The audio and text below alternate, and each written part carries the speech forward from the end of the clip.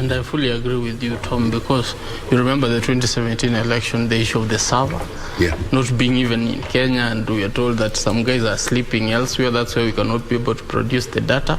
So those are some of the insecurities people can be able to build around such a system. There's also the aspect of we don't trust each other. I can't trust Tom to be handling the server. Well, I know he's not my supporter, or he comes from a region which does not support me. So if we can, you normally realize that we do have a big challenge in selecting the commissioners to the IBC.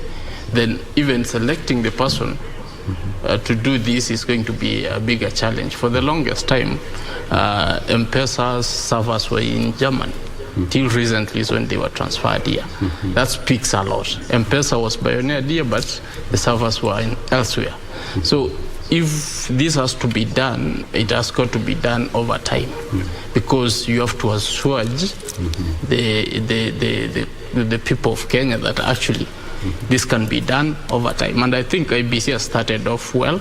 So all they need to is just to move step by step with to make very sure steps towards that.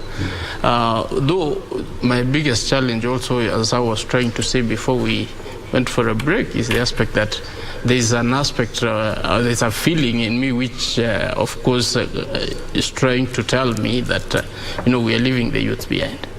We are leaving the youth behind because they are already somewhere else, across in Canada, and we are left here. Because these systems are not working for them. That's why we are having this aspect of them not actually willing to vote. If this thing was, this election was to be done via the phone, I'm sure the turnout would have been way high. It would have been way high. If actually the registration process of becoming a voter in Kenya was also just you log into your phone and do it, we could be having a lot of youths. And that is the critical majority. Yeah. You remember we had a discussion about the intergenerational and intragenerational, the aspect of giving the baton to the next generation. I think we are dropping it somewhere, and we're not going to help them. And these are the voters of tomorrow. And these are the voters we are going to have a situation whereby in 2027 we'll be having 30 million voters, but the people who will vote will only be 15 million or 16 million.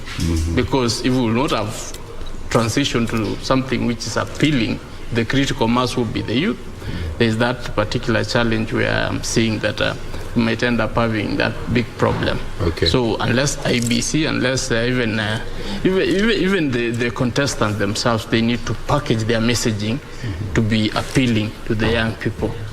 And then, of course, the government must be very deliberate, because everything starts and ends with the government.